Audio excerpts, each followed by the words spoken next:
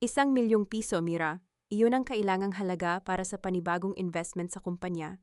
At ang pamilya Monteverde lang ang makakapagbigay niyan sa akin ngayon. Tila tumigil ang ikot ng mundo ko sa narinig. Nakatayo ako sa gitna ng sala habang hawak ang isang mangkok ng mainit na sopas. Na ako mismo ang nagluto para kay Adrian. Kakarating lang niya galing sa trabaho. Basang-basa sa malakas na buhos ng ulan sa labas. Ngunit sa halip na yakap o pasasalamat ang salubong niya sa akin. Ang mga salitang iyon ang lumabas sa kaniyang bibig. Anong ibig mong sabihin, Adrian? Mahina at nanginginig kong tanong. Pamilya Monteverde? Si Celeste ba ang tinutukoy mo? Hindi man lang tumingin sa mga mata ko si Adrian. Inayos niya ang kaniyang basang Amerikana at inilapag ang kaniyang telepono sa mesa ng nakataob. Ilang linggo ko nang napapansin ang ganiyang kilos niya. Ang mga gabi na ginagabi siya ng uwi. Ang mga lihim na pagngiti habang nakatitig sa screen ng kaniyang telepono. At ang biglang paglamig ng kaniyang trato sa akin. Huwag ka nang maraming tanong, Mira. Malamig na pumasok sa conversation si Doña Carmela, ang aking biyenan, habang pababa siya sa hagdanan. Nakikita mo naman siguro ang kalagayan ng kumpanya ng anak ko. Ilang buwan ka nang palamunin dito. Niwala ka man lang maiambag para maiangat ang pamilyang ito. Kumurap ako ng mabilis upang pigilan ang mga luha na nag-uunahang lumabas sa aking mga mata. Hawak ko ang aking malaking tiyan kung saan 7 buwan nang lumalaki ang aming anak. Isang malalim na sakit ang gumuhit sa aking dibdib. Ako na isinuko ang aking trabaho bilang guro para alagaan si Doña Carmela noong nagkasakit siya. Ako na nagbenta ng natitirang alahas ng aking yumao na ina para tulungang bayaran ang utang ni Adrian noong nakaraang taon. At ngayon, ako pa ang tinatawag na palamunin. Mama, nagtiis po ako rito, humahagulgol na sabi ko. Habang pilit na pinapanatili ang aking tayo, ibinigay ko ang lahat. Adrian, magkakaanak na tayo. Ilang linggo na lang, lalabas na ang baby natin. Paano mo nagagawang sabihin ang mga bagay na iyan? Tumingin sa akin si Adrian, ngunit wala na ang lalaking minahal ko, 5 taon na ang nakararaan. Ang nasa harap ko ngayon ay isang taong nakabalot sa paghahangad ng yaman. Mira, magpakatotoo tayo, wika ni Adrian habang nakatingin sa akin nang walang anumang awa. Si Celeste ang makakapagbigay sa akin ng hinaharap na hindi mo kailanman maibibigay. Siya ang anak ng may-ari ng Monteverde Group. Isang pirma lang niya, ligtas na ang kumpanya ko. Ikaw, ano pa ang maiambag mo kundi ang pagiging pabigat? Bago pa ako makapagsalita, inilabas ni Doña Carmela ang isang lumang maleta mula sa ilalim ng hagdan. Inihagis niya iyon sa aking paanan kasama ang ilang basang damit na kaniyang kinuha sa aking cabinet. Alis, maikling utos ng aking biyenan. Nalaman mo na rin lang ang katotohanan. Huwag ka nang magpanggap na may karapatan ka pa sa bahay na ito. Nakatakdang dumating si Celeste rito bukas at ayaw kong makita kanya rito. Bahay ko rin ito, sigaw ko sa gitna ng aking panginginig. Kasal kami ni Adrian, may karapatan ako rito. Lumapit si Doña Carmela at mabilis na kinuha ang aking bag. Kinuha niya ang aking wallet at ang aking telepono bago ako itinulak patungo sa pinto. Walang sayo rito, Mira, galit na sabi ng matanda. Ang bahay na ito ay nakapangalan sa pamilya Villarreal. At ikaw, wala ka ng lugar dito. Tumingin ako kay Adrian para humingi ng saklolo.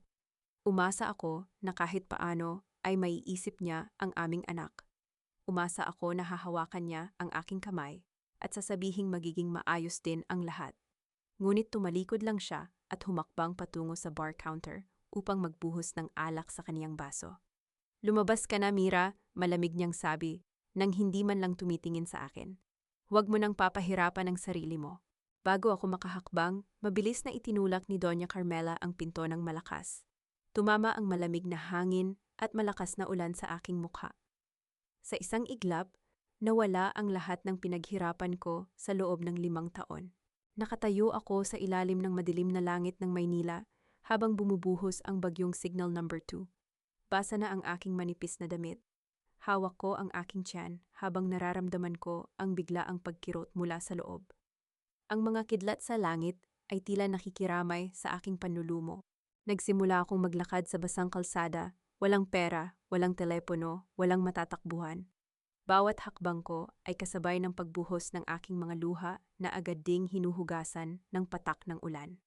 Napahawak ako sa isang poste ng ilaw nang biglang tumindi ang sakit sa aking tiyan. Isang matalim na kirot ang gumuhit mula sa aking baywang patungo sa aking puson. Diyos ko, huwag po ang anak ko. Bulong ko sa gitna ng aking panginginig. Nalunod ang aking paningin sa dilim habang dahan-dahang nanghihina ang aking mga binti. Bumagsak ako sa basang kalsada. Ang tubig sa kalsada ay mabilis na humalo sa aking mga luha. Sa gitna ng malabo kong paningin, nakita ko ang maliwanag na ilaw ng isang sasakyan na mabilis na lumalapit sa aking kinaroroonan. Pikit mata kong itinaas ang aking nanginginig na kamay patungo sa ilaw at ibinuhos ang huling lakas ng aking boses sa gitna ng ugong ng hangin at ulan. Tulong, ang anak ko. Nabalot ng dilim ang buong paligid, ngunit ramdam ko ang malamig na semento at ang walang patid na pagpatak ng ulan sa aking mukha. Sa gitna ng aking panlalabo ng paningin, narinig ko ang ugong ng makina ng isang lumang sasakyan na huminto ilang metro mula sa kinalalagyan ko. Narinig ko ang tunog ng pintuan na nagmamadaling binuksan at ang mabibigat na yapak ng isang taong tumatakbo patungo sa akin. "Naku po, Ineng, gumising ka!" Boses ng isang matandang lalaki ang narinig ko, subalit hindi ko na kayang sumagot. Ang huling naaalala ko na lamang ay ang dalawang malalakas na bisig na pilit akong inililipat sa loob ng kaniyang sasakyan bago tuluyang lumubog ang aking diwa sa kasulok-sualukan ng kadiliman. Nang muli kong idilat ang aking mga mata, hindi na ang malamig na kalsada ang aking nakita. Isang kupas na kisame na may umiikot na lumang bentilador ang humarap sa akin. Amoy ng panggamot at lumang papel ang pumuno sa aking ilong. "Mabuti at gising ka na, Ineng," wika ng isang doktora habang tinitingnan ang aking dextrose. Siya si Dr. Elena Reyes, ang may-ari ng maliit na klinika sa dulo ng bayan. "Napakaswerte mo at nadala ka agad dito ni Tomas. Muntik ka nang maubusan ng dugo sa kalsada." Bigla akong napahawak sa aking tiyan. Isang matinding takot ang sumakop sa aking buong pagkatao. "Ang anak ko? Doktora, kumusta ang anak ko?" Tanong ko habang nanginginig ang aking boses at nagsisimulang mamumuli ang mga luha sa aking mga mata. Lumapit ang doktora at hinawakan ang aking kamay nang may kaunting awa. Ligtas ang sanggol, Mira, isang malusog na batang babae. Ngunit dahil sa matinding stress at pagkabagsak mo kagabi, kailangan naming isagawa ang emergency delivery. Napakaaga pa para lumabas siya, ngunit napakalakas ng kapit ng bata sa buhay. Nakahinga ako ng maluwag at dahan-dahang napapikit. Sa gitna ng lahat ng pang-aabuso at pagtataksil ng pamilya Villarreal, buhay ang aking anak. Siya na lamang ang tanging dahilan kung bakit gusto ko pa ring magpatuloy. "Sino ang pwedeng makontak na kapamilya mo?" tanong ni Dr. Elena, habang inihahanda ang ilang papeles sa kaniyang mesa. "Kailangan ng pumirma sa mga records at mag-asikaso ng mga bayarin. Ang sabi ng matandang nagdala sa iyo rito, wala ka raw dalang kahit anong gamit o telepono." Natahimik ako. Ang sakit na ibinaon sa akin ni Adrian at ng kaniyang ina ay muling kumurot sa aking puso. Wala na akong pamilya. Ang pamilyang itinuring kong akin sa loob ng 5 taon ay ang mismong nagtapon sa akin sa gitna ng banta ng bagyo. "Wala po," mahina akong sagot habang nakatitig sa aking mga kamay na may mga pasa. "Wala na po akong pamilya.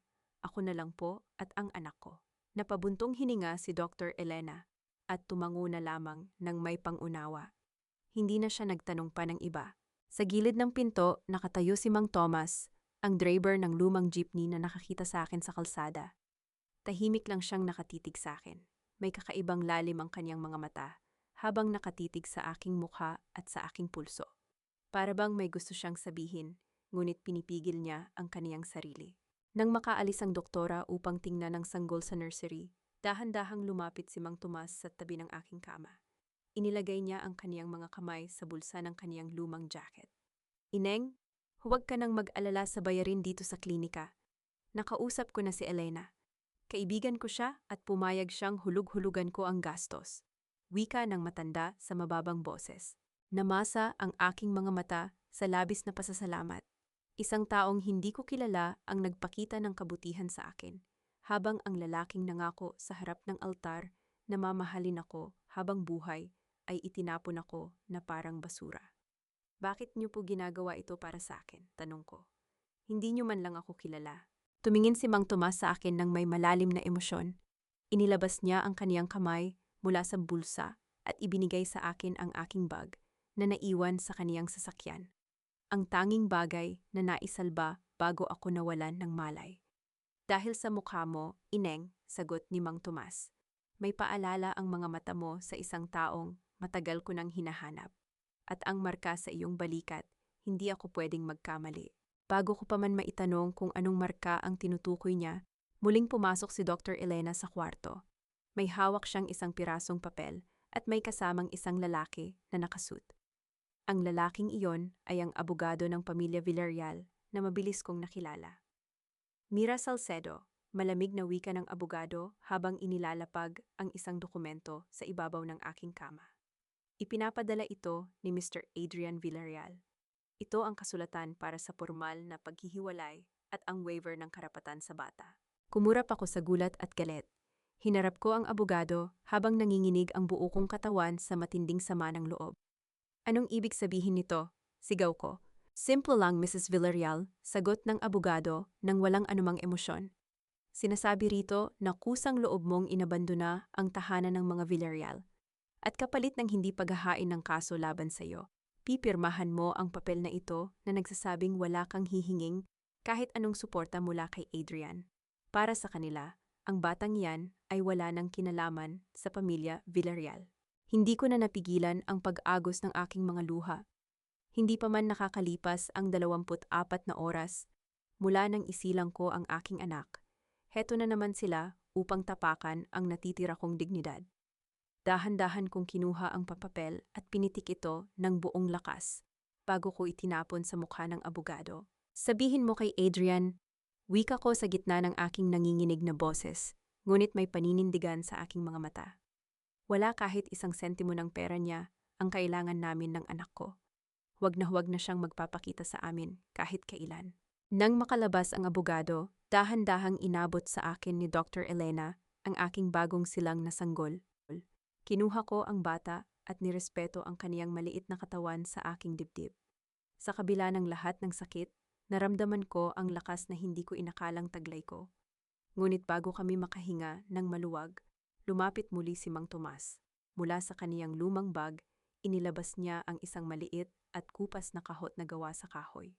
Ineng, wika ni Mang Tomas sa seryosong tono. Bago ka magpasya kung paano mo bubuin ang buhay mo kasama ang anak mo, kailangan mo muna itong makita. Nakatitig ako sa lumang kotak na gawa sa mahogany na inilagay ni Mang Tomas sa ibabaw ng aking kama. May mga guhit ito ng purong palamuti at maliit na lock na tila napaglipasan na ng napakaraming taon. Sa gitna ng mababang ilaw ng maliit na silid sa klinika, ang bawat kislap ng lumang kahoy ay tila nagtatago ng isang napakabigat na lihim. Ano po ito, Mang Tomas? Mahina akong tanong habang masikip na nakayakap sa aking bagong silang na sanggol. Hindi agad sumagot ang matanda. Dahan-dahan niyang inabot ang isang maliit na susi mula sa kaniyang leeg at binuksan ang kahot. Sa loob nito ay may 4 na bagay na maingat na nakabalot sa isang kupas na tela. Isang pilak na kwintas na may pendant na hugis bulaklak ng sampagita. Isang lumang larawan ng isang sanggol na nakabalot sa puting kumot. Isang pirasong papel na may nakasulat na pangalang Mira, at isang liham na nanilaw na ang mga gilid dahil sa haba ng panahon. Kinuha ko ang kwintas. Ang malamig na bakal sa aking palad ay nagdulot ng isang kakaibang pakiramdam sa aking buong katawan. Isang pamilyar na init na tila matagal ko nang nalimutan. Higit 20 taon ko nang iniingatan ang kotak na iyan. Ineng, panimula ni Mang Tomas. Habang nakatingin sa malayo, tila naglalakbay ang kaniyang diwa sa nakaraan.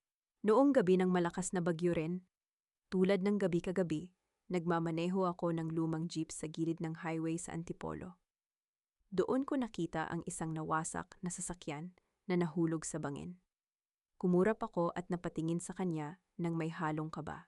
Sa loob ng sasakyang iyon, nakita ko ang isang babaeng duguan, pagpapatuloy ni Mang Tomas sa basag na boses.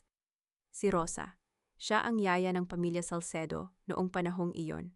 Bago siya nalagutan ng hininga sa aking mga bisig, inaabot niya sa akin ang isang sanggol na may markang sampagita sa pulso at ang kotak na iyan.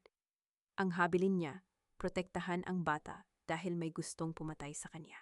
Lumakas ang tibok ng aking dibdib. Ang pangalang Salcedo ay hindi alien sa akin.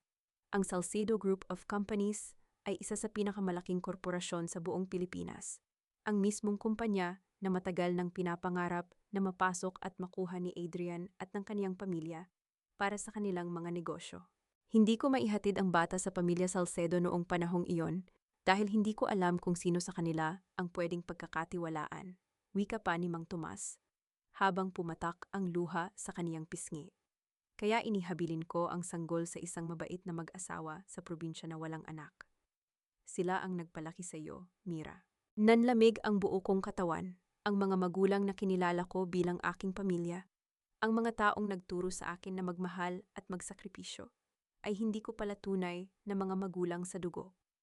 Ang lahat ng hirap at pang-aapi na naranasan ko sa kamay ng pamilya Villarreal, dahil sa aking pagiging mahirap, ay nakabatay pala sa isang malaking kasinungalingan.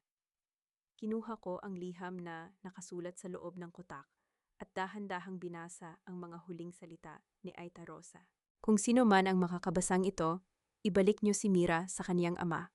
Siya ang tanging anak ni Don Rafael Salcedo. Huwag niyong hahayaan na makuha ng mga may masamang hangarin ng buhay ng batang ito.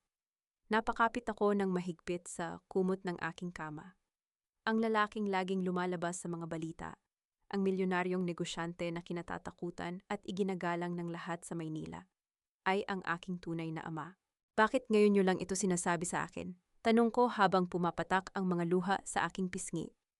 Dahil noong nakita kita kagabi na nakahandusay sa kalsada, basang-basa sa ulan at itinapon ng pamilyang iyon na parang walang halaga.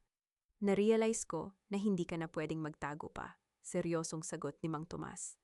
Oras na para bawiin mo ang tunay mong pagkatao. Oras na para maipagtanggol mo ang sarili mo at ang anak mo.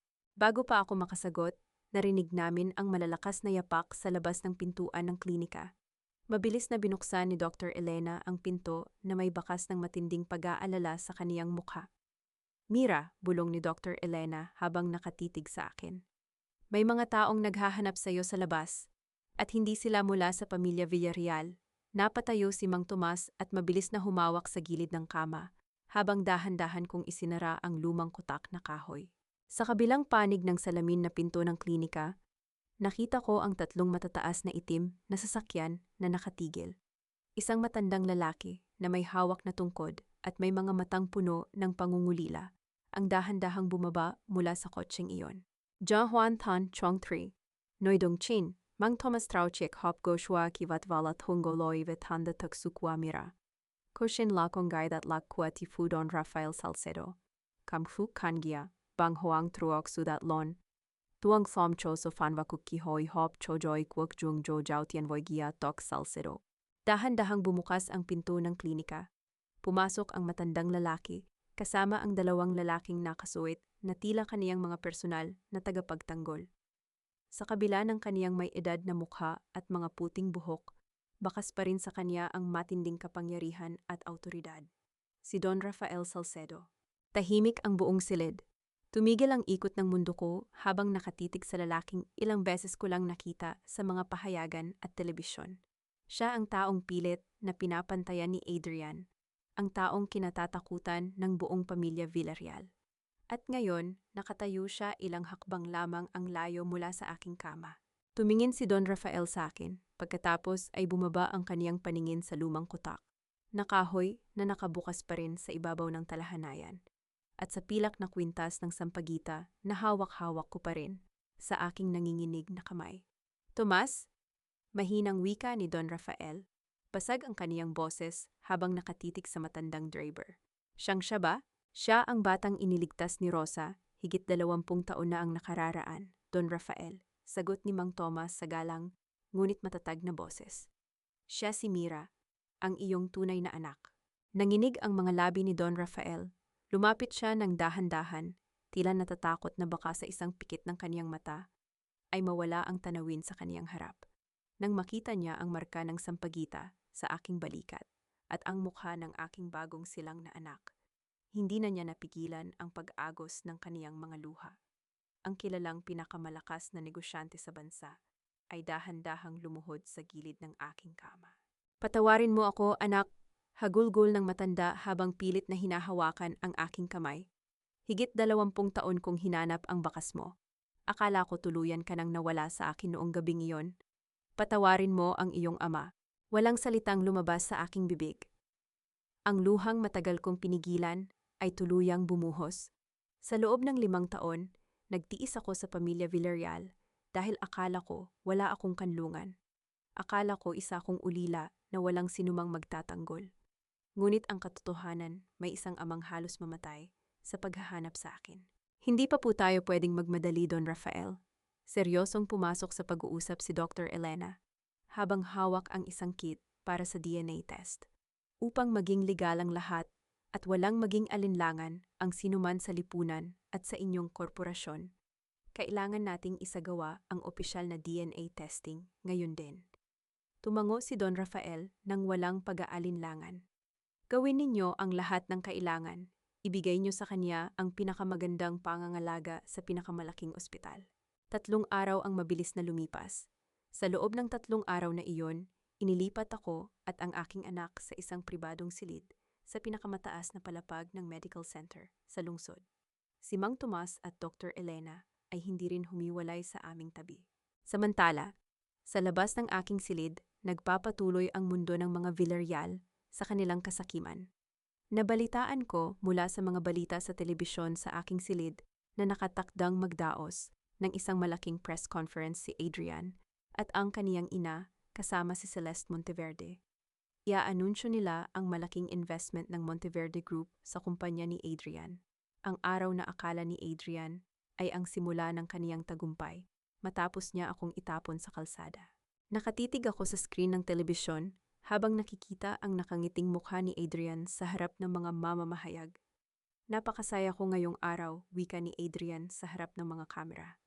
Dahil sa suporta ng Monteverde Group at sa mga darating pang investors tulad ng Salcedo Group, makakamit na ng aming kumpanya ang pinakamataas na tagumpay.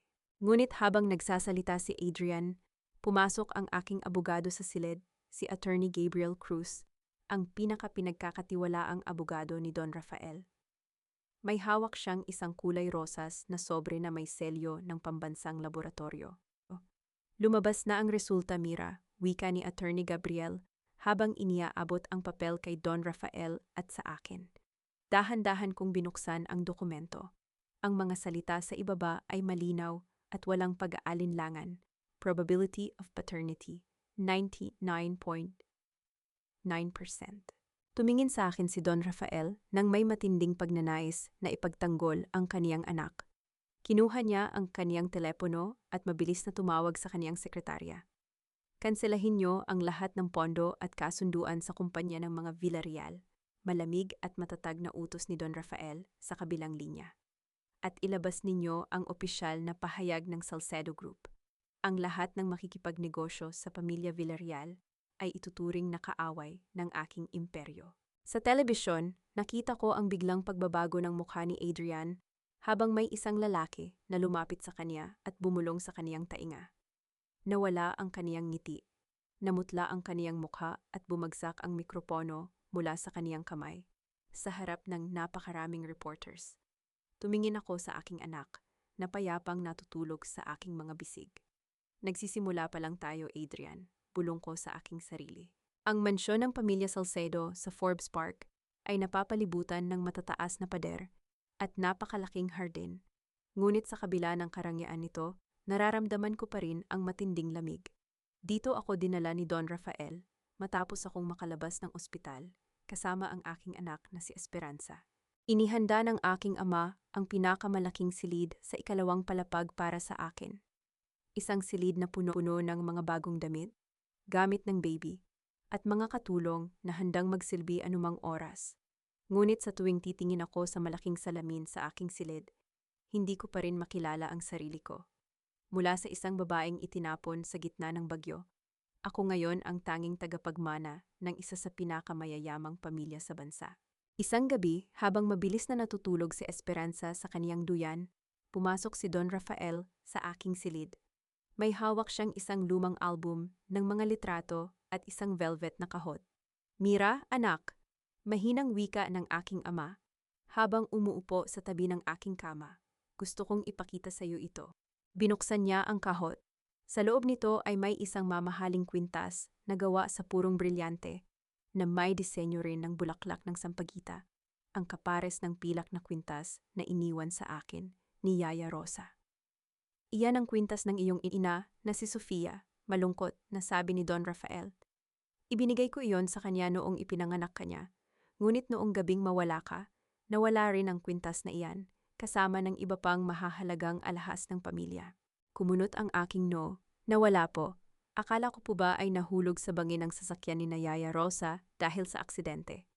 Huminga ng malalim si Don Rafael at tumingin sa akin ng may galit at lungkot sa kaniyang mga mata. "Iyon ang pinalabas na kwento sa loob ng 20 taon, wika ng aking ama.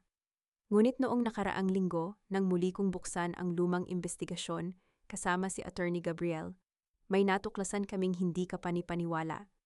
Ang sasakyang sinasakyan ninyo noong gabing iyon ay sinadyang putulin ng preno. At ang mga alahas ng iyong ina na dapat ay nasa loob ng vault ng mansyon ay hindi man lang nakarating sa kotseng iyon." Tila tumigil ang pagtibok ng aking puso. Ibig sabihin po, may nagplano ng aksidente para patayin kami ng ina ko at makuha ang pera. "Oo, Mira," matatag na sagot ni Don Rafael. "May taong nasa loob mismo ng pamilyang ito na ayaw na magkaroon ako ng tagapagmana. At sa loob ng 20 taon, nabuhay ang taong iyon sa gitna ng ating yaman habang ikaw ay naghihirap sa labas." Bago pa ako makapagtanong kung sino ang taong iyon, narinig namin ang katok sa pinto.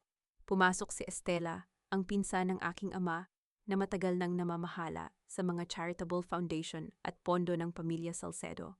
May dalang tray ng mainit na tsaa, ang matandang babae at nakangiti ng napakalapad. Isang ngiti na mula noong unang araw ko rito ay nararamdaman kong hindi matapat. "Kumpadre," wika ni Estela sa malambing na boses habang inilalapag ang tsaa sa mesa. "Gabi na, kailangan mo nang magpahinga, baka mapagod ang ating bagong tagapagmana sa mga kwento mo." Tumingin ako kay Estela. May amoy ng matapang na pabango ng jasmine o bulaklak ng lahi ang humahalo sa hangin sa tuwing lumalapit siya. Ang mismong amoy na napansin ko noong unang araw kong makatapak sa mansyong ito. Nang dahan-dahang yumuko si Estela para ayusin ang kumot ni Esperanza, mabilis na nahagip ng aking paningin ang isang bagay sa kaniyang leeg. Sa ilalim ng kaniyang damit, may nakatagong kulay, gintong kadena. At nang gumalaw siya, bahagyang lumabas ang pendant nito. Isang brilyanteng sampagita, ang mismong kapares ng kwintas ng aking yumao, na ina na ipinakita lang ni Don Rafael sa akin ilang minuto ang nakalilipas. Napatitig ako ng matagal sa kaniyang leeg. Naramdaman kong nanginginig ang aking mga kamay sa matinding pangingilabot. Ang taong nagkunwaring nagmamalasakit sa aking ama sa loob ng 20 taon, ang taong nag-alaga sa pamilya Salcedo habang wala ako, ay ang taong may hawak ng ebidensya ng krimen noong gabing nawala ako. "May problema ba, Mira?" Nakangiting tanong ni Estela nang mapansin niyang nakatitig ako sa kanya. Tumingin ako ng diretso sa kaniyang mga mata. Inayos ko ang aking tayo at pinilit kong maging kalmado ang aking boses, kahit na sa loob-loob ko ay kumukulo ang aking dugo. "Wala po, Tita Estela," malamig kong sagot. "Tinitingnan ko lang po ang kwintas niyo. Napakaganda, para bang napakapamilyar sa akin." Bahagyang natigilan si Estela. Mabilis niyang itinago ang kwintas sa loob ng kaniyang damit at umiwas ng tingin. "John Juan Thorn Chong Sank, Nuay Dongchin, Don Rafael Tiet Lovutay Nanwete Nam Truokla Dobikat de Fan Koi. Mira Fat Hien Estela, Ba Ko Ho, Jang Jiao Chiek Dai Chuyen Bang Kim Kwang Bimat Kap Kuang Guay Mekwako. Bog Jiao Fat Hien Ke Tu Ak Tuk Sutrongia Tok Salcedo. Kamsuk Kangia, Sok Trok Mang Toy Trongia Tok. Van Novoy Sugia Tao Kwa Estela Vahoy, Hop Teodoy Mantrui, Vet B Matkua Mira." Kinabukasan, habang nasa opisina ng pamilya Salcedo si Don Rafael kasama ang kaniyang mga abogado, Nagpasya akong maglakad sa malaking silid-aklatan sa ikalawang palapag ng mansyon. Dito nakatabi ang lahat ng lumang dokumento, mga lumang talaan ng pondo, at mga legal na papel ng pamilya noong mga nakaraang dekada. Gusto kong malaman ang katotohanan. Hindi ako pwedeng umasa lamang sa proteksyon ng aking ama. Kung may nagtangkang pumatay sa akin noong ako ay sanggol pa lamang, hindi malabong subukan uli iyon ng taong iyon. Ngayong nagbalik na ako para kunin ang akin. Habang maingat kong binubuksan ang mga kabinet ng lumang papeles, narinig ko ang pabalik-balik na yapak sa labas ng pinto. Mabilis akong yumuko sa likod ng malaking mesa ng silid-aklatan. Binuksan ang pinto at pumasok si Estela, kasama ang isang lalaking may katandaan na may hawak na leather briefcase. Si Attorney Ramos, ang dating legal counsel ng pamilya Salcedo, bago pinalitan ni Attorney Gabriel Cruz. Ano ba ang sinasabi mo, Ramos? Galit ngunit pabulong na wika ni Estela habang nakatayo sa tabi ng bintana. Sigurado ka bang wala nang natitirang kopya ng lumang hospital report noong gabing iyon? Natapon na ang lahat ng lumang records sa lumang ospital sa Antipolo matapos itong isara 5 taon na ang nakararaan, Madam Estela, sagot ng abogado sa mababang boses. Ngunit ang problema natin ngayon ay ang mismong driver na si Thomas. Siya ang nakakilala sa bata at siya rin ang nakakilala sa akin noong gabing inayos natin ang peking death certificate ni Mira noong 3 taong gulang pa siya. Nanlamig ang buo kong katawan sa aking pinagtataguan. Ang lakas ng pagtibok ng aking dibdib ay halos lumukso mula sa aking ribcage. Silang dalawa, si Estela at si Attorney Ramos, ang nagtulungan upang palsipikahin ang aking mga papeles noong bata pa ako. Sila ang gumawa ng paraan upang lumabas na patay na ako sa mga legal na talaan upang tuluyang maipasa sa kanila ang mga ari-arian ng pamilya Salcedo kapag nawala si Don Rafael. Huwag kang mag-alala sa matandang driver na iyon, galit na sabi ni Estela habang nanginginig ang kaniyang kamay. Ang dapat nating alalahanin ay ang mismong si Mira. Hindi natin pwedeng hayaang mapunta sa kanya ang 50% ng mga share sa kumpanya sa darating na stockholders meeting. Ano ang plano mo? Tanong ng abogado. Isang malamig at nakakakilabot na ngisi ang lumabas sa mga labi ni Estela. Gagamitin natin ang kaniyang nakaraan, wika ng matandang babae. May mga tao akong kinuha para makipag-ugnayan sa pamilya Villarreal. Kakalat natin sa media na si Mira ay isang babaeng walang pinag-aralan, isang abandoned mother na may anak sa labas, at hindi karapat-dapat na mamuno sa pamilya Salcedo. Pagbagsak ng kaniyang reputasyon, ang board mismo ang magtatanggal sa kaniya bilang tagapagmana. Napatakip ako sa aking bibig upang hindi maglabas ng kahit anong tunog. Ang kasakiman ng taong ito ay walang hanggan. Hindi sapat sa kaniya na inagaw niya ang 20 taon ng aking buhay kasama ang aking ama. Gusto rin niyang sirain ang huling natitira kong dignidad kasama ang aking anak. Nang makalabas sina Estela at Attorney Ramos sa silid-aklatan, dahan-dahan akong tumayo mula sa aking pinagtataguan. Lumapit ako sa kabinet na pinalibutan nila kanina at binuksan niyon. Sa loob ng isang kulay itim na folder, nakakita ako ng isang napunit na bahagi ng lumang kontrata ng paglilipat ng ari-arian na may peking pirma ng aking yumao na ina.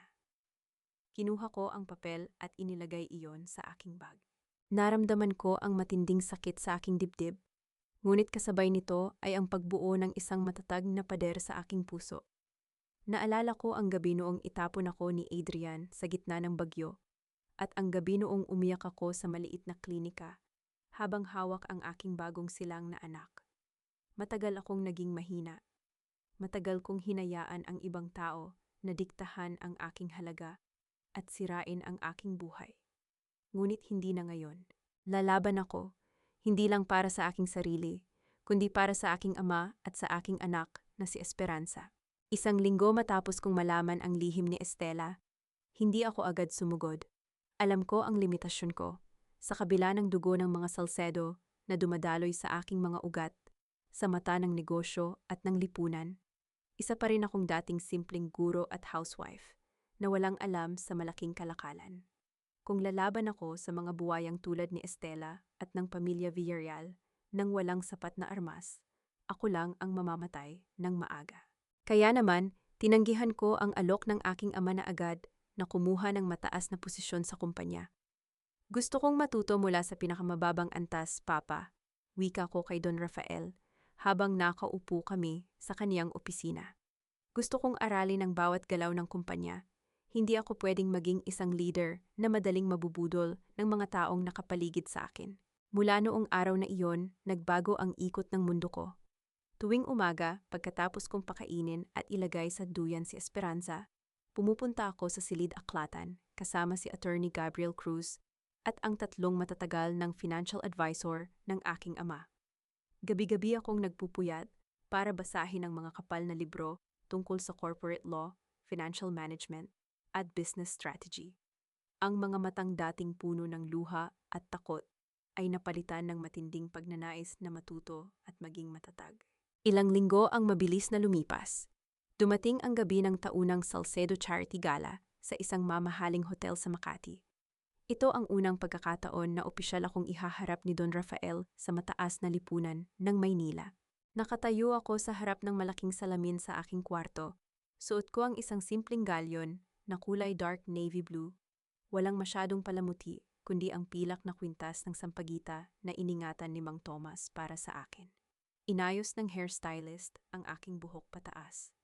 Walang natira sa maawaing mira na umiiyak sa ilalim ng ulan noong gabing iyon. Ang nakatayo ngayon ay isang babaeng may dignidad at matatag na paninindigan. Nang pumasok kami ni Don Rafael sa malaking ballroom ng hotel, agad na huminto ang tugtog at nakatutok sa amin ang lahat ng ilaw at mga kamera ng media. Ang mga bulong-bulungan ng mga bisita ay tila hangin na pumasok sa aking mga tainga. Siya ba ang sinasabing nawawalang anak? Bulong ng isang babaeng may hawak na baso ng wine. Balita ko, galing siya sa mahirap na pamilya at itinapon pa ng dating asawa. Mukhang hindi naman siya nababagay sa katayuan ng pamilya Salcedo, dagdag ng isa pa. Hindi ko pinansin ang kanilang mga salita. Naglakad ako nang may mataas na noo sa tabi ng aking ama. Ngunit sa gitna ng silid, nagtagpo ang aming mga mata ni Celeste Monteverde. Suot niya ang isang mamahaling pulang gown at may hawak na baso ng tsampanya. Kasama niya si Estela na nakatayo sa kaniyang tabi na may nakatagong ngisi sa mga labi. Dahan-dahang lumapit si Celeste sa amin. May kasamang dalawang mamamahayag mula sa kilalang Chismis Magazine. Good evening, Don Rafael. Malambing na bati ni Celeste bago bumaling ang kaniyang tingin sa akin nang may halong pangingit. At sa'yo rin, Mira, o dapat ko bang tawaging Miss Salcedo ngayon? Magandang gabi, Celeste, malamig kong sagot. Napakaswerte mo talaga, Mira, wika ni Celeste sa malakas na boses upang marinig ng mga taong nakapaligid sa amin. Mula sa pagiging isang simpleng housewife na inabandona at walang kahit isang sentimo sa bulsa, bigla ka na lang naging tagapagmana ng Salcedo Group. Ngunit nag-aalala lang ako. Kaya mo bang hawakan ang mga malalaking proyekto ng kumpanya? Baka naman ang alam mo lang ay ang magluto at maglinis ng bahay. Bahagyang tumawa ang ilang mga taong nakatayo sa paligid. Nakita ko ang pagdilim ng mukha ng aking ama at naghanda siyang magsalita upang ipagtanggol ako. Ngunit mabilis kong hinawakan ang kaniyang braso para pigilan siya. Ako ang dapat lumaban sa periodistang ito. Tumingin ako ng diretso sa mga mata ni Celeste. Kumuha ako ng isang baso ng inumin mula sa lalaking nagsisilbi at dahan-dahang humakbang patungo sa kanya. Ang pagiging housewife ay nagturo sa akin kung paano maging matipid, maging maingat sa bawat gastusin, at higit sa lahat, kung paano makakilala ng mga taong tunay at mga taong nagpapakita lang ng kapag-uriaan para sa pera. Malamig kong wika sa boses na narinig ng lahat. At tungkol sa mga proyekto ng Salcedo Group, huwag kang mag-alala, Celeste. Katunayan, ako mismo ang humawak ng audit report sa nagdaang linggo. At nakita ko roon na ang kumpanya ng iyong pamilya ay may 50 milyong pisong utang sa aming subsidiary na hindi pa nababayaran hanggang ngayon. Nanlaki ang mga mata ni Celeste, natigilan siya at mabilis na namula ang kaniyang mukha sa matinding kahihiyan.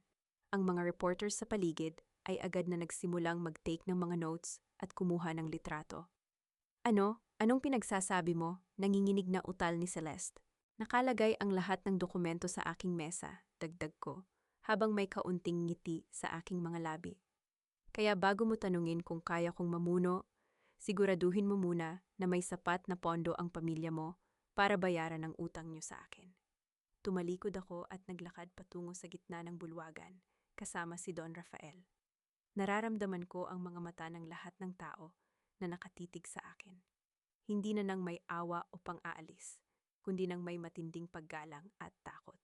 Habang nakatayo ako sa tabi ng aking ama, pumasok si Attorney Gabriel at inabot sa akin ng isang pen na mabilis kong kinilala.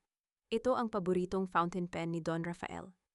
Nakahanda na ang mga papeles para sa opisyal na paglipat ng 30% ng mga stocks sa iyo, Miss Mira, bulong ni Gabriel.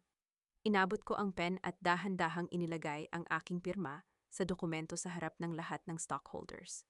Mula sa malayo, nakita ko ang galit at takot sa mga mata ni Estela. Nalampasan ko na ang unang pagsubok. Hindi na ako ang Mira na pwedeng apak-apakan ng sinuman. Pagkatapos ng gabi ng gala, hindi na nagkaroon ng tahimik na araw ang pamilya Villarreal. Ang balita tungkol sa pagiging opisyal na tagapagmana ko ng Salcedo Group at ang pagkabunyag ng malaking utang ng mga Monteverde ay mabilis na kumalat sa buong mundo ng negosyo. Ang kumpanya ni Adrian na nakasalalay sa tulong ng mga Monteverde ay nagsimulang gumuho tulad ng isang bahay na gawa sa papel. Isang hapon, habang palabas ako sa underground parking ng Salcedo Tower, kasama ang 2 personal bodyguard na ibinigay ng aking ama, isang lalaki ang biglang lumabas mula sa likod ng isang malaking poste. Mira? Mira, pakiusap? Mag-usap tayo. Mabilis na humarang ang aking mga bodyguard sa harap ko. Ngunit nang tignan ko ang lalaki, halos hindi ko siya makilala.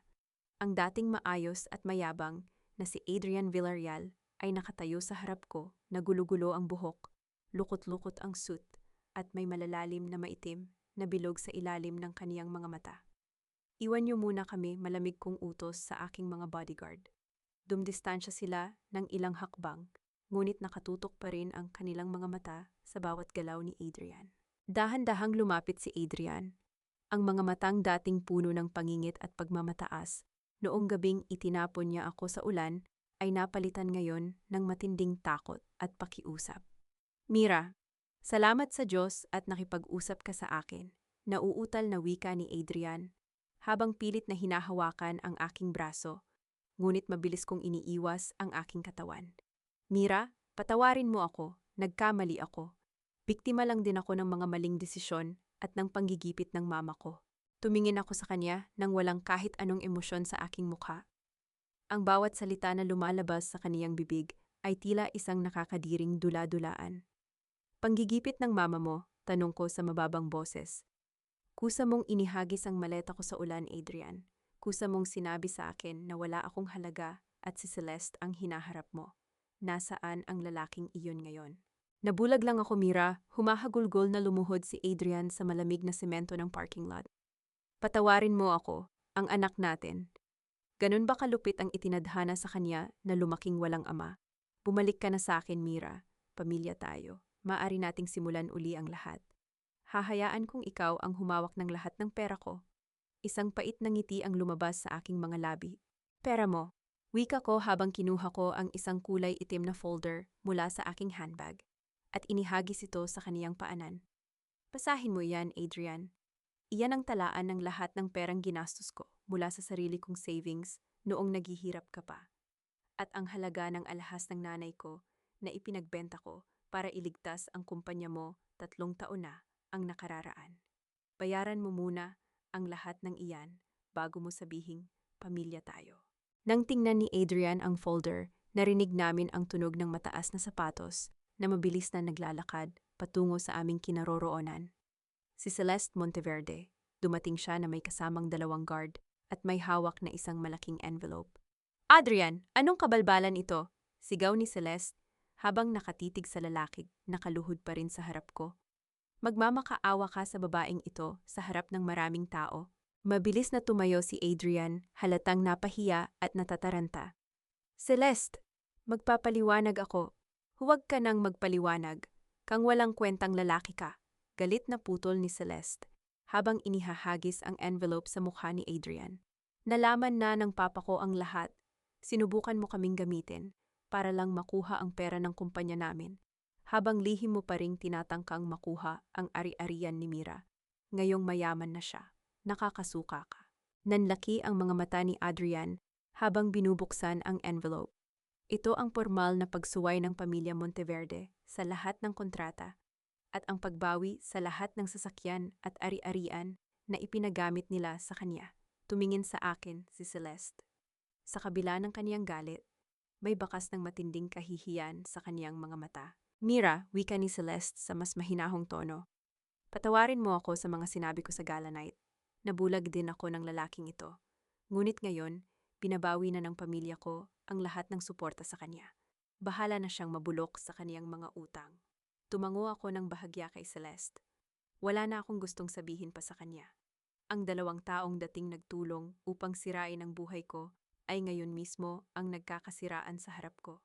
Mira, pakiusap, wag mo akong iwan ng ganito, sigaw ni Adrian habang sumusunod sa akin, habang naglalakad ako patungo sa aking sasakyan. Isipin mo ang anak natin. Huminto ako sa tapat ng pinto ng aking kotse at humarap sa kanya sa huling pagkakataon. Huwag mong gagamitin ang anak ko para iligtas ang sarili mo, Adrian, malamig kong wika. Dahil noong gabing iniwan mo kami sa gitna ng bagyo, itinuring na kitang patay. Pumasok ako sa loob ng kotse at mabilis na isinara ang pinto. Habang dahan-dahang umaandar ang sasakyan palayo, nakita ko sa side mirror ang imahe ni Adrian na nakaluhod muli sa semento. Nag-iisa sa gitna ng malawak at madilim na parking lot. Hindi pa rin sumusuko si Adrian. Nang ma-realize niyang hindi na niya ako madaan sa dula-dulaan ng kaniyang pakiusap, ginamit niya ang huling baraha na mayroon siya, ang aming anak. Isang umaga, habang nagpapasuso ako kay Esperanza sa nursery room, pumasok si Attorney Gabriel Cruz na may hawak na isang formal na suprena mula sa Regional Trial Court. Naghain ng petisyon sina Adrian at Doña Carmela para sa custody at visitation rights ng bata. Gagamitin nila ang pampublikong opinyon, Mira, wika ni Attorney Gabriel sa seryosong boses. Nagsimula na silang magpa-interview sa ilang masasamang media outlets. Pinalalabas ng ina ni Adrian na isa siyang malungkot na lola na pinagkakaitang makita ang kaniyang apo dahil sa iyong pagiging makasarili, ngayong mayaman ka na. Napatitig ako sa mukha ng aking anak. Ang kaniyang maliliit na daliri ay mahigpit na nakakapit sa aking damit. Isang matinding galit ang muling nag-alab sa aking dibdib. Ang pamilyang nagtapon sa aming dalawa noong gabing iyon, ang pamilyang walang pakialam kung mamatay man ang batang ito sa kalsada, ay may lakas pa ng loob na magpanggap na nagmamahal sa harap ng kamera. Gusto nila ng gyera sa media, Gabriel? Tanong ko habang nananatiling matatag ang aking boses. Ibigay natin sa kanila ang totoong gyera. Pagkalipas ng 2 araw, nagdaos ang pamilya Villarreal ng isang press conference sa harap ng hall ng korte. Nakatayo si Doña Carmela sa harap ng maraming reporters. May hawak na panyo at umiiyak ng walang luha habang nakahawak sa braso ni Adrian. Gusto lang naming makita ang aming apo, humahagulgol na pahayag ni Doña Carmela sa harap ng mga kamera. Inagaw siya sa amin ng kaniyang ina matapos nitong makuha ang yaman ng mga Salcedo. Kami ang tunay na pamilya ng batang yan. Habang patuloy ang kaniyang pagsasalita, 3 itim na sasakyan ng Salcedo Group ang dahan-dahang huminto sa tabi ng kalsada. Bumaba si Attorney Gabriel kasama ang 2 pulis at ako. Hawak ko ang aking anak sa isang baby carrier na nakadikit sa aking dibdib. Nang makita ako ng mga mamamahayag, mabilis na lumipat sa akin ang lahat ng mga kamera at mikropono. Natigilan si Doña Carmela at Adrian, hindi inakalang lalabas ako ng personal sa harap ng publiko. Miss Salcedo, ano ang masasabi mo sa mga akusasyon ng pamilya Villarreal? Tanong ng isang reporter. Tumingin ako ng diretso sa pinakamalaking kamera na nakatutok sa akin. Walang luha sa aking mga mata, walang panginginig sa aking boses. Gusto niyo bang malaman ang katotohanan tungkol sa tinatawag nilang pagmamahal sa aking anak? Malamig kong wika. Inabot ni Attorney Gabriel sa akin ang isang recorder at isang folder ng mga authenticated CCTV footage mula sa mga establishmento sa tapat ng bahay ng mga Villarreal noong gabing iyon. Ito ang footage noong gabing itinapon ako ni Doña Carmela sa gitna ng signal number 2 na bagyo habang 7 buwan akong buntis. Malakas kong pahayag sa harap ng lahat. At ito naman ang audio recording ng tawag ng aking abogado sa kanila noong gabi. na nasa emergency room ako sa klinika. Ipinindot ni Gabriel ang button ng speaker. Ang boses ni Doña Carmela mula sa recording ay umalingaw-ngaw sa buong paligid. Huwag niyo na kaming igulo sa batang yan, patay man o buhay ang anak ng babaeng yan, wala na kaming kinalaman dyan. Huwag kayong hihingi ng kahit isang sentimo sa pamilya Villarreal. Tila binuhusan ng malamig na tubig ang buong paligid. Ang mga reporters ay napatigil sa gulat. Ang mukha ni Doña Carmela ay mabilis na namutla at nagmukhang bangkay. Habang si Adrian ay pilit na yumuko upang itago ang kaniyang mukha mula sa mga kamera, na ngayon ay mabilis na kumuha ng litrato sa kanilang reaksyon.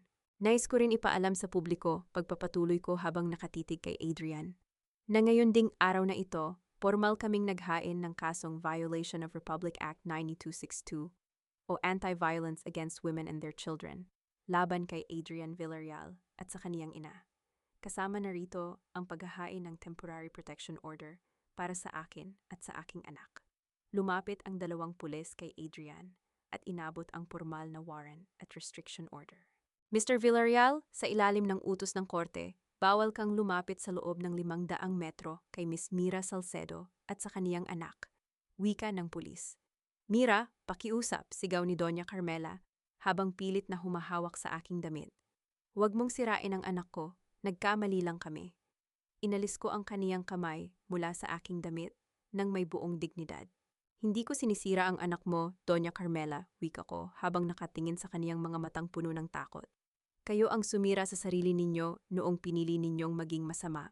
At ang anak ko, lalaki siyang nakataas ang noo dahil alam niyang ang kaniyang ina ay hindi kailanman yumuko sa mga taong tulad ninyo. Tumalikod ako at pumasok muli sa aking sasakyan habang ang buong media ay nagkagulo sa paghabol kina Adrian at Doña Carmela na mabilis na tumatakbo patungo sa kanilang kotse upang takpan ang kanilang kahihiyan. Sa gitna ng tagumpay ko sa korte at sa media, may isang bagay na patuloy na nagdudulot ng kaba sa aking dibdib. Ang bawat kilos ko at ang kinaroroonan ng aking anak, tuwing lumalabas kami ng mansyon, ay tila laging naunahan ng mga hindi kilalang tao. Ilang beses nang may mga sasakyang sumusunod sa amin mula sa malayo. Isang hapon, habang nagpapahinga ako sa maliit na cafe malapit sa Salcedo Tower, nakita kong pumasok si Liza, ang tanging kaibigan na nanatili sa tabi ko noong naghihirap pa ako sa bahay ng mga Villarreal. Si Liza ang nakakaalam ng lahat ng sakit na pinagdaanan ko noon. Siya ang pumatak ng luha kasama ko noong mga panahong wala akong maipambili ng gamot. Mira, nanginginig na boses ni Liza habang umuupo sa tapat ko. Mabuti at nakipagkita ka sa akin. Nakatitig ako sa kaniyang mga kamay, nanginginig ang kaniyang mga daliri habang hawak ang baso ng tubig. May maitim na bilog sa ilalim ng kaniyang mga mata at halatang hindi siya nakakatulog ng ilang gabi. Lisa, may problema ba? Tanong ko sa mahinahong tono. Tungkol ba sa pamilya mo? Biglang bumuhos ang mga luha sa mga mata ni Liza. Dahan-dahan siyang yumuko sa mesa at pilit na itinago ang kaniyang mukha. Patawarin mo ako, Mira, hagulgol ni Liza sa mababang boses. Patawarin mo ako, wala akong ibang mapagpipilian. Natahimik ako. Isang malamig na pakiramdam ang gumapang mula sa aking likod, patungo sa aking ulo.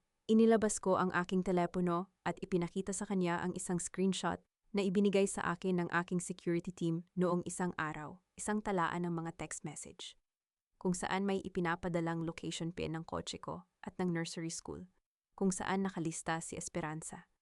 Ang numerong nagpapadala ng impormasyong iyon kay Adrian ay ang numero ni Liza. Bakit, Liza? Mahina at basag kong tanong. Ikaw lang ang kaibigang pinagkatiwalaan ko. Ikaw lang ang taong itinuring kong kapatid noong itinapon ako ng lahat. Pinagbantaan ako ni Adrian, Mira, umiiyak na paliwanag ni Liza habang nakahawak sa aking kamay. May utang ang kapatid ko sa kanya sa sugal, na 500,000 piso. Binalak niyang ipakulong ang kapatid ko at sirain ang pamilya ko kung hindi ko ibibigay sa kanya ang schedule mo at ng anak mo. Natakot ako, Mira, natakot ako para sa pamilya ko. Tumingin ako sa kanya nang may malalim na lungkot sa aking mga mata. Ang sakit na dulot ng pagtataksil ng isang kaibigan ay mas matindi pa kaysa sa sakit na ibinigay ng isang kaaway. Dahan-dahan kong inalis ang aking kamay mula sa kaniyang pagkakahawak. Naintindihan ko ang takot mo, Liza, wika ko. habang pinipigil ang luhang gustong lumabas sa aking mga mata. Ngunit ang takot mo ay hindi kailanman magiging sapat na dahilan para ilagay mo sa panganib ang buhay ng anak ko. Kumuha ako ng tseke mula sa aking bag at isinulat roon ang halagang 500,000 piso. Inilagay ko iyon sa ibabaw ng mesa sa harap niya. Iyan ang perang pambayad sa utang ng kapatid mo, malamig kong wika. Ibinibigay ko iyan hindi dahil pinapatawad kita sa ginawa mo, kundi dahil ayaw kong magkaroon pa ng kahit anong utang na loob ang pamilya mo kay Adrian. Nanlaki ang mga mata ni Liza habang nakatitig sa tseke, at mas lalong lumakas ang kaniyang pag-iyak sa matinding kahihiyan. Mira, pakiusap, huwag mo akong itakwil. Inabot ko mula sa aking bag ang duplicate na susi ng aking bahay na matagal nang hawak ni Liza para sa mga oras ng pangangailangan. Dahan-dahan kong kinuha yon mula sa kaniyang tapat at inilagay sa aking bag. Pinapatawad kita bilang tao, Liza, pahayag ko habang tumatayo mula sa upuan at inaayos ang aking damit. Ngunit ang tiwala na sinira mo ay hindi na kailanman maibabalik. Ang tulong na ito ang huling bagay na maibibigay ko sa iyo. Mula sa araw na ito, huwag ka nang magpapakita sa akin o sa anak ko. Bago ako makahakbang palayo, mabilis na kinuha ni Liza ang isang maliit na kulay itim na notebook mula sa kaniyang bag at inilagay iyon sa aking kamay. Mira, kinuha ko ito sa sasakyan ni Adrian noong huling beses na pinilit niya akong makipagkita sa kanya.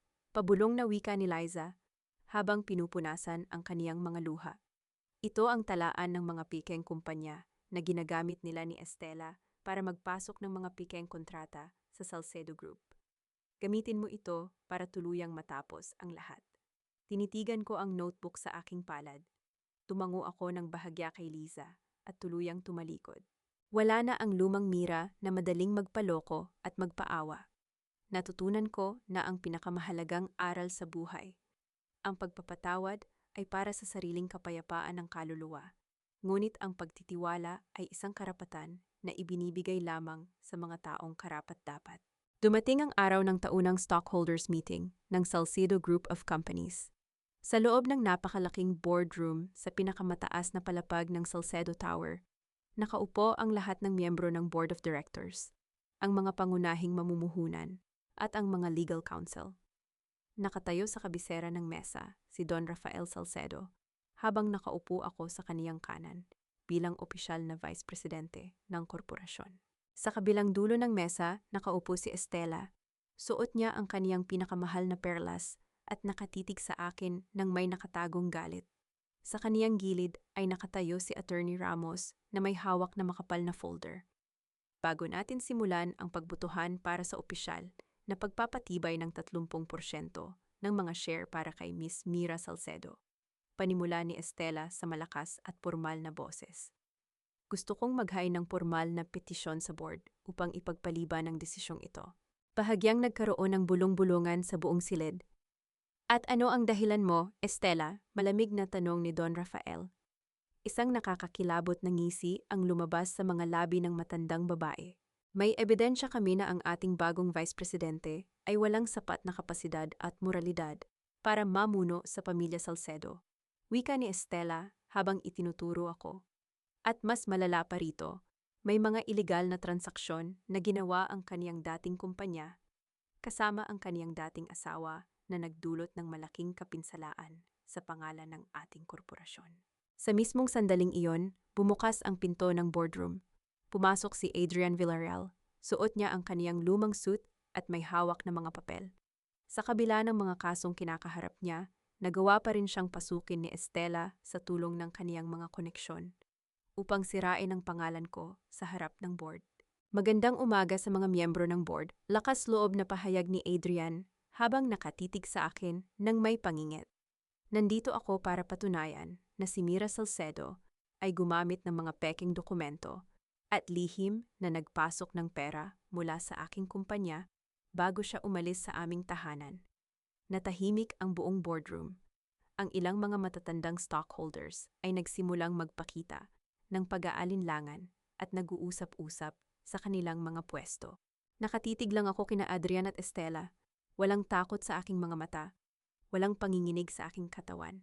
Dahan-dahan akong tumayo mula sa aking upuan at inayos ang aking suit. Isang napakagandang dula-dulaan, Tita Estela at Adrian, wika ko sa malinaw at matatag na boses na pumuno sa buong silid. Ngunit bago nyo ipagpatuloy ang inyong mga kasinungalingan, gusto kong tingnan ng lahat ng miyembro ng board ang mga screen sa inyong harap. Pinindot ni Attorney Gabriel Cruz ang control panel ng projector. Sa malaking screen sa gitna ng boardroom, lumabas ang mga detalyadong dokumento.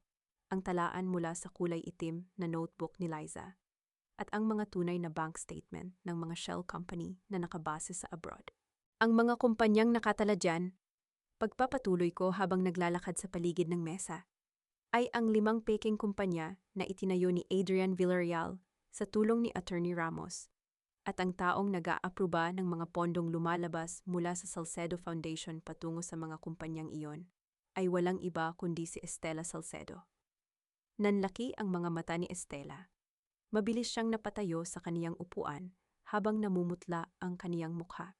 Hindi totoo iyan. Gawa-gawa lang ang mga papel na iyan, sigaw ni Estela sa matinding takot.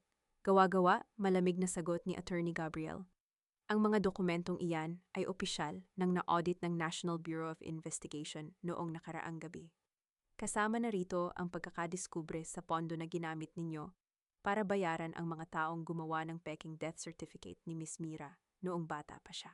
Nagkagulo ang buong boardroom. Ang mga miyembro ng board ay galit na tumayo at tinuro si Estela. Si Adrian naman ay tuluyang natigilan. Ang kaniyang nanginginig na mga kamay ay napahawak sa mesa habang napagtanto niyang ang mismong ebidensya na dinala niya ay ang huling pako sa kaniyang sariling kabaong. Bumukas muli ang malaking pinto ng boardroom. Sa pagkakataong ito, 5 opisyal ng National Bureau of Investigation at pulisya ang pumasok sa silid na may hawak na mga pormal na warrant of arrest. Estela Salcedo, Attorney Ramos, at Adrian Villarreal, wikat ng lead NBI agent.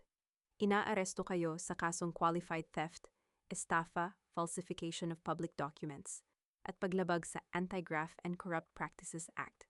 Lumapit ang mga pulis kay Estela at mabilis na inilagay ang mga bakal na kong sa kaniyang mga pulso. Ang mga perlas sa kaniyang leeg ay tila nawala ng ningning habang umiiyak siya sa matinding kahihiyan sa harap ng lahat ng mga tao sa lipunan na dating iginagalang siya. Si Adrian naman ay napaluhod sa semento habang pilit na humahawak sa mga binti ng mga pulis. "Mira, pakiusap, iligtas mo ako," galing sa puso na sigaw ni Adrian habang hinihila siya ng mga pulis palayo. "Mira, asawa mo pa rin ako," huminto si Adrian sa tapat ko habang hawak siya ng 2 pulis. Tumingin ako ng diretso sa kaniyang mga mata. "Noong gabing itinapon niyo ako sa gitna ng bagyo, malamig at marahang wika ko sa kanya. Inisip niyo na inalisan niyo ako ng lahat. Ngunit ang totoong nawala noong gabing iyon ay ang huling natitirang kabaitan sa puso ko para sa inyo." Tinalikuran ko sila habang ang tunog ng mga kong at ang kanilang mga hiyaw ng pagmamakaawa ay dahan-dahang nawala sa labas ng pintuan ng boardroom. Tumingin sa akin si Don Rafael nang may matinding pagnanais at pagmamalaki sa kaniyang mga mata. Pumalakpak ang buong board of directors at isa-isang tumayo upang ibigay sa akin ang kanilang buong tiwala at paggalang. Nakamit ko na ang hustisya. Ang bagyo sa aking buhay ay tuluyan nang natapos. Ilang buwan ang mabilis na lumipas matapos ang makasaysayang araw na iyon sa boardroom. Ang balita tungkol sa pagkakakulong ni Estela, Attorney Ramos at Adrian Villarreal ay naging pinakamalaking usapin sa buong bansa. Ang kumpanya ng mga Villarreal ay tuluyang nagsara at naembargo ng bangko ang lahat ng kanilang natitirang ari-arian upang bayaran ang napakalaking utang at piyansa. Isang maaliwalas na umaga, nagpasya akong bisitahin ang lumang kalsada sa Antipolo, ang lugar kung saan naroon ang lumang bahay ng pamilya Villarreal. Kasama ko si Attorney Gabriel Cruz na nagmamaneho ng sasakyan. Nang huminto ang aming kotse sa tapat ng gate, nakita ko ang isang kulay dilaw na papel ng bangko na nakadikit sa pinto. Foreclosed property. Ang dating magandang bahay na ipinagmamalaki ni Doña Carmela ay napabayaan na. Ang mga halaman sa hardin ay tuyo na. At ang mga pintuan ay nakakunsi ng malalaking kadena. Sa tabing kalsada, nakaupo si Doña Carmela sa isang lumang bangko. Suot niya ang isang kupas na damit, gulo-gulo ang buhok, at may hawak na isang maliit na bag ng kaniyang mga natitirang gamit. Nang makita niya ang aming sasakyan, mabilis siyang tumayo at patakbong lumapit sa aming bintana. "Mira! Mira, anak!" humahagulgol na sigaw ng matandang babae, habang pilit na kinakatok ang salamin ng kotse. "Patawarin mo kami. Pakiusap, alisin mo ang mga kaso laban kay Adrian. Magkakasakit ang anak ko sa loob ng kulungan." Dahan-dahan kong ibinaba ang salamin ng bintana. Tinitigan ko ang mukha ng matandang babae.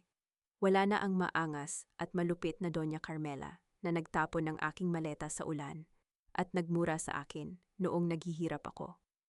Ang nakatayo ngayon sa harap ko ay isang miserable at nawalan ng lahat ng ari-arian na matanda. "Doña Carmela," mahinang wika ko sa kalmadong boses. "Hindi ako ang nagpakulong sa anak mo. Ang sarili niyang kasakiman at ang mga ilegal niyang ginawa ang naglagay sa kanya sa loob ng selda." "Nagmamaawa ako sa iyo." Lumuhod ang matandang babae sa basang kalsada, pilit na hinahawakan ang pintuan ng aking kotse. "Wala na kaming bahay, wala na kaming pera, kahit kaunting awa man lang para sa dating pamilya mo." Napatitig ako sa kaniyang mga kamay na nanginginig. Sa loob ng 5 taon, nangarap akong makitang magdusa ang mga taong sumira sa buhay ko. Inakala ko na, kapag dumating ang araw na ito, mararamdaman ko ang matinding kagalakan. Ngunit habang nakatitig ako sa kaniya ngayon, walang kagalakan sa aking puso, kundi isang malalim na kapayapaan lamang. "Hindi ko kayo gigipitin pa, Doña Carmela," wika ko, habang nakatingin sa kanya ng may buong dignidad. "Hindi ko kukunin ang natitirang kaunting pera sa bank account mo para sa bayad danyos. Maaari mo iyon gamitin para makahanap ka ng maliit na matutuluyan." Nanlaki ang mga mata ng matanda sa gulat. Pinapatawad mo na kami."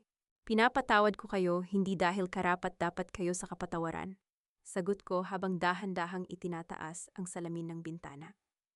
"Kundi dahil ayaw kong bitbitin ang galit sa inyo sa bagong buhay na itinatakda ko para sa aking anak.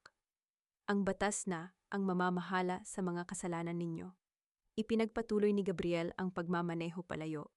Sa side mirror ng kotse, nakita kong nakatayo pa rin si Doña Carmela sa gitna ng kalsada, nag-iisa at umiiyak sa gitna ng kaniyang sariling karma. Pagkalipas ng ilang oras, pumunta kami ni Gabriel sa National Penitentiary upang bisitahin si Estela. Sa loob ng visiting room, nakaupo ang matandang babae na suot ang kulay orange na damit ng bilanggo. Nawala na ang kaniyang mamahaling alahas at ang kaniyang maangas na tayo. "Bakit ka nandito, Mira?" Galit ngunit basag na tanong ni Estela habang nakatitig sa akin mula sa kabilang panig ng salamin. "Gusto mo ba akong pagtawanan ngayong nakuha mo na ang lahat?"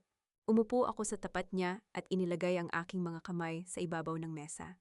"Nandito ako para sabihin sa iyo na ang mga proyekto sa Salcedo Foundation na ginamit mo para sa sarili mong kapakinabangan ay maayos na naming naibalik sa mga tunay na mahihirap," malamig kong wika. "At ang kwintas ng aking ina na itinago mo sa loob ng 20 taon ay nasa leeg na muli ng aking ama." Nanginig ang mga labi ni Estela at pumatak ang luha sa kaniyang pisngi. "Ibinigay ko ang buong buhay ko para sa pamilya Salcedo," bulong niya. "Ngunit pinili mong maging masama dahil sa inggit, Tita Estela," sagot ko. "Mabubuhay ka rito sa loob ng maraming taon na iisipin ang mga maling desisyon mo. Iyon ang magiging pinakamabigat mong parusa." Tumayo ako at tinalikuran siya nang walang kahit anong alinlangan. Hindi ako naghigante sa pamamagitan ng galit o karahasan. Pinabayaan ko ang hustisya ng tao at ang hustisya ng Diyos na gumawa ng kaniyang tungkulin. At sa paglabas ko mula sa mataas na pader ng kulungan, naramdaman ko ang malamig na hangin ng hapon na humahaplos sa aking mukha. Malaya na ako. Ang mga taong nagdulot sa akin ng sakit ay wala ng kahit anong kapangyarihan sa aking kasalukuyan at sa aking hinaharap. Sa mga sumunod na buwan, unti-unting kumalma ang bagyo sa aking buhay. Hindi na pamilya Villarreal o ang mga usapin sa korte ang sumasakop sa aking bawat araw, kundi ang pagpapatakbo ng isang malaking proyekto na matagal ko nang pinapangarap. Ang pagtatayo ng isang malaking center para sa mga kababaihan at mga inang inabandona at nakaranas ng pang-aabuso. Sa bawat hakbang ng pagbuo ng proyektong ito, may isang taong hindi kailanman humiwalay sa aking tabi. Si Attorney Gabriel Cruz. Isang hapon, habang nakatayo kami sa dalampasigan ng Batangas, kung saan nakatayo ang bakasyonan ng pamilya Salcedo, pinapanood namin ang dahan-dahang paglubog ng araw. Malakas ang hangin mula sa dagat at ang ingay ng mga alon ay nagdudulot ng kakaibang kapayapaan sa aking puso. Sa hindi kalayuan, naroon si Don Rafael na masayang nakikipaglaro kay Esperanza habang hawak ni Mang Tomas ang mga gamit ng bata. Napakaganda ng tanawin, mahinang wika ni Gabriel habang nakatayo sa aking tabi. Nakalagay ang mga kamay sa bulsa ng kaniyang pormal na pantalon. Tumingin ako sa kanya at ngumiti ng bahagya. Oo, dito ko na-realize na sa kabila ng napakaraming sakit at dilim na pinagdaanan ko, may mga araw pa rin palang tulad nito na napakapayapa. Lumingon si Gabriel sa akin. Ang kaniyang mga mata ay puno ng paggalang at isang malalim na emosyon na matagal ko nang nararamdaman, ngunit hindi ko kailanman binibigyan ng pangalan. Mira, panimula ng abogado sa kaniyang mababa at matatag na boses. May gusto akong ipatapat sa iyo. Natahimik ako at humarap sa kanya. Noong unang araw na nakita kita sa klinika ni Dr. Elena, nakita ko ang isang babaeng sugatan, ngunit may napakatinding lakas sa kaniyang mga mata. Pagpapatuloy ni Gabriel habang nakatitig ng diretso sa aking mukha. Sa bawat laban na pinagdaanan mo, sa bawat pagsubok sa korte at sa negosyo, hindi ako humanga sa iyo dahil sa yaman ng pamilya mo. Humanga ako sa iyong pagkatao, sa iyong dignidad, at sa paraan ng pagprotekta mo sa iyong anak. Naramdaman ko ang mabilis na pagtibok ng aking dibdib, ang pusong matagal kong pinalibutan ng matataas na pader ng pag-iingat at takot. Dahil sa matinding pagtataksil ni Adrian, ay tila dahan-dahang nabubuksan muli. Gabriel, mahina akong wika. Alam mo ang nakaraan ko. Alam mo kung gaano kasakit ang ibinigay ng huling lalaking pinagkatiwalaan ko. Natatakot ako na baka hindi ko na kayang magmahal muli ng tulad ng noon. Inilabas ni Gabriel ang kaniyang kamay at dahan-dahan niyang hinawakan ang aking mga daliri. Isang hawak na walang anumang panggipit, kundi puno ng pag-aalaga at respeto. Hindi ko hinihiling na mahalin mo ako agad, Mira, nakangiting wika ni Gabriel. At hindi ako nandito para maging bayani na magliligtas sa iyo mula sa iyong nakaraan. Ipinakita mo sa buong mundo na kaya mong iligtas at ipagtanggol ang sarili mo. Ang tanging gusto ko lang ay ang maging taong maglalakad sa tabi mo habang itinayo mo ang iyong panibagong buhay. Napatingin ako sa aming mga kamay. Sa unang pagkakataon matapos ang napakaraming taon, naramdaman ko ang panatag na tiwala sa isang lalaki. Hindi siya tulad ni Adrian na nangako ng langit at lupa, ngunit itinapon ako sa ulan. Si Gabriel ay nanandoon sa aking pinakamagulong mga sandali, tahimik na sumusuporta nang walang hinihinging kapalit. Isang maikling kulay itim na velvet box ang inilabas ni Gabriel mula sa kaniyang bulsa at inilagay sa aking palad. Natigilan ako. Ano ito? Buksan mo, malambing niyang utos. Binuksan ko ang kahot. Ngunit sa halip na singsing o mamahaling alahas, isang maliit na susi ang nakalagay sa loob. Iyan ang susi para sa pangunahing gusali ng kumpanya ng shelter center na itinayo mo, wika ni Gabriel. Nakalagay na sa pangalan mo at ng iyong anak ang lupa. Iyan ang regalo ko para sa iyong bagong simula. Napatingin ako sa kanya habang bumuhos ang ilang patak ng luha sa aking mga pisngi. Hindi luha ng sakit o galit, kundi luha ng labis na pasasalamat. Salamat, Gabriel, bulong ko habang nakatitig sa kaniyang mga mata.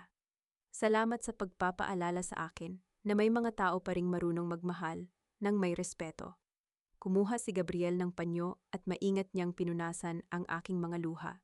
Tumingin kaming dalawa sa lumulubog na araw sa horizon. Hindi ko alam kung ano ang eksaktong ibibigay ng hinaharap, ngunit sa unang pagkakataon sa aking buhay, hindi na ako natatakot sa bukas. Handa na akong magmahal muli sa aking sariling oras, sa aking sariling paraan, at kasama ang taong nakakaalam ng aking tunay na halaga. 5 taon ang mabilis na lumipas. Sa isang tahimik at maaliwalas na subdibisyon sa labas ng maingay na lungsod ng Maynila, nakatayo ang isang simpleng bahay na gawa sa puting semento at lumang kahoy. Hindi ito katulad ng napakalaking mansyon ng pamilya Salcedo sa Forbes Park, at lalong hindi katulad ng bahay ng mga Villarreal na puno ng mga alaala ng sakit. Ito ay isang bahay na ako mismo ang nagdisenyo, isang tahanan na may malawak na beranda, at isang malaking hardin na puno ng mga namumukadkad na bulaklak ng sampagita. Ang amoy ng sariwang hangin at ang samyo ng mga puting bulaklak ay pumupuno sa buong paligid tuwing umaga. Nakatayo ako sa beranda habang hawak ang isang kangkir ng mainit na kape. Tinitingnan ko ang tanawin sa aking harap. Sa gitna ng malawak na damuhan, tumatakbo ang aking 5 taong gulang na anak na si Esperanza. Masayang-masaya siyang nakikipaghabulan sa 2 aso habang ang kaniyang malalakas na tawanan ay umalingaw-ngaw sa buong hardin. Sa tabi ng mesa sa hardin, nakaupo si Don Rafael. Sa kabila ng kaniyang uban at katandaan, napakalas pa rin ng kaniyang katawan at may maliwanag na ngiti sa kaniyang mga mata, habang tinutulungan si Esperanza na mag-drawing sa kaniyang libro. Sa kaniyang kabilang tabi, nakaupo si Mang Tomas na madalas pa ring bumisita sa aming bahay para magdala ng mga sariwang prutas mula sa probinsya. Si Mang Tomas na ngayon ang namamahala sa seguridad ng aming pamilya at itinuturing na naming tunay na kapamilya. Mama, tingnan mo po ang iginuhit ko, sigaw ni Esperanza habang patakbong lumalapit sa aking kinaroroonan. Yumuko ako at kinuha ang kaniyang maliit na katawan upang buhatin siya. Hinalikan ko ang kaniyang pisngi habang tinitingnan ang kaniyang papel. Isang larawan ng aming bahay na may 4 na tao na nakahawak kamay sa ilalim ng maliwanag na araw. Napakaganda, anak, nakangiti kong wika habang inaayos ang kaniyang buhok. Sino-sino ang mga taong ito? Si Lolo Rafael po, si Lolo Tomas, kayo ni Mama, at si Tito Gabriel. Masayang sagot ng bata habang itinuturo ang bawat tauhan sa kaniyang drawing. Narinig ko ang dahan-dahang yapak ng sapatos mula sa aking likuran. Naramdaman ko ang 2 mainit na bisig na dahan-dahang yumakap sa aking baywang mula sa likod. Si Gabriel. Magandang umaga, pabulong na bati ni Gabriel sa aking tainga bago niya hinalikan ang aking pisngi at inabot ang isang maliit na bulaklak ng sampagita na kinuha niya mula sa hardin. Tumingin ako sa kanya at ngumiti. Sa loob ng 5 taon, hindi kailanman nagbago ang kaniyang pagtrato sa amin. Naging matatag siyang haligi sa aming buhay, isang kasama sa pagpapatakbo ng aming mga negosyo at foundation, at isang mapagkalingang ama para kay Esperanza. Handa na ba ang lahat para sa opening ng bagong branch ng ating shelter center ngayong hapon? Tanong ni Gabriel habang kinuha niya si Esperanza mula sa aking mga bisig para buhatin ito. Handa na ang lahat, sagot ko. Nakausap ko na rin si Dr. Elena. Siya ang mamamahala sa medical team para sa mga inang darating doon. Tumingin ako sa malayo, sa patuloy na pag-ihip ng malamig na hangin sa mga puno ng sampagita. Naalala ko muli ang gabi ng bagyo, 5 taon na ang nakararaan. Naalala ko ang lamig ng semento habang nakahandusay ako sa kalsada.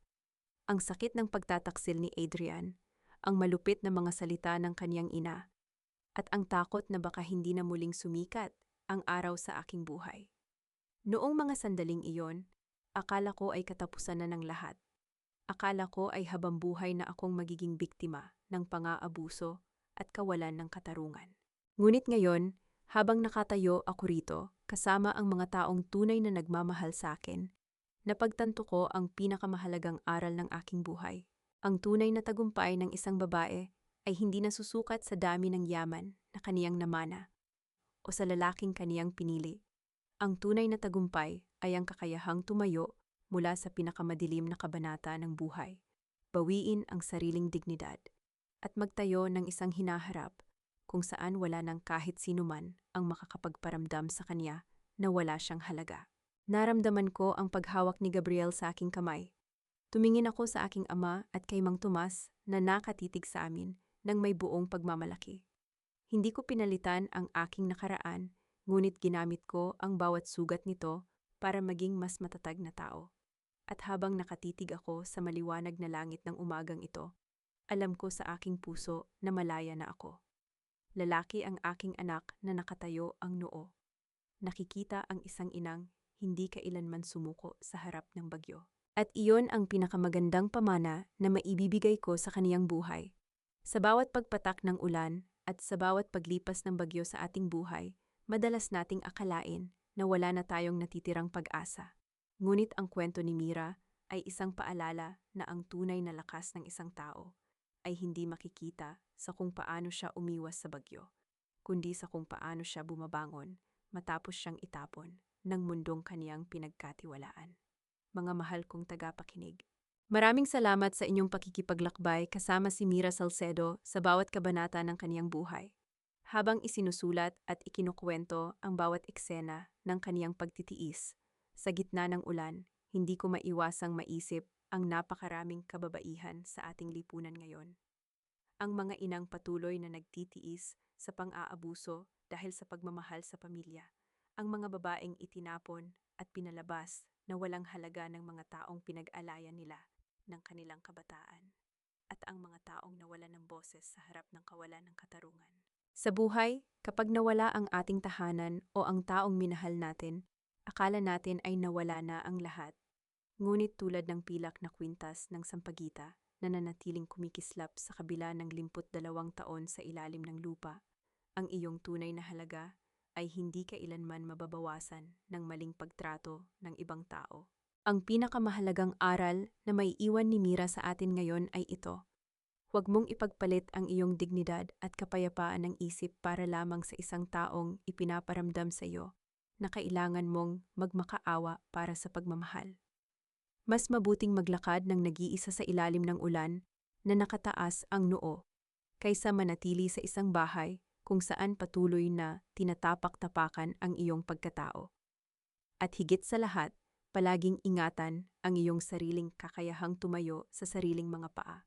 Dahil ang malayang puso at malinis na konsensya ang pinakamalaking yaman na hindi kailanman maagaw sa iyo ng kahit sinuman.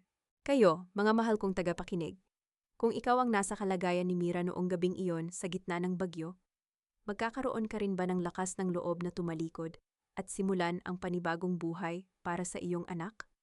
O naranasan mo na rin ba ang mapagkaitan ng katarungan mula sa mga taong pinagkatiwalaan mo ng buo? Saan man kayo naroroon ngayon, habang nagluluto ng tanghalian, habang nagbibiyahe sa jeep, habang nagtatrabaho sa ibang bansa, o habang nagpapahinga sa inyong mga tahanan, sana ay nagdala ng kaunting liwanag at inspirasyon sa inyong mga puso ang kwentong ito. Ibahagi ninyo ang inyong mga saloobin sa comment section sa ibaba at huwag kalimutang i-like at i-share ang kwentong ito sa inyong mga mahal sa buhay. Naway magkaroon kayo ng isang mapayapa, ligtas, at may dignidad na buhay. Hanggang sa ating susunod na kwento, Taksil na Pag-ibig sa Gitna ng Bagyo, ang huling tagapagmana ng pamilya Salcedo. Ang kwentong ito ay isinulat hango sa inspirasyon ng iba't ibang kwento ng buhay sa ating lipunan. Inaalay para sa lahat ng mga inang patuloy na lumalaban ng may dignidad. Paalala, ang mga tauhan, lugar, at pangyayari sa kwentong ito ay kathang-isip lamang at muling isinulat para sa layuning magbigay ng aral, pag-asa at libangan.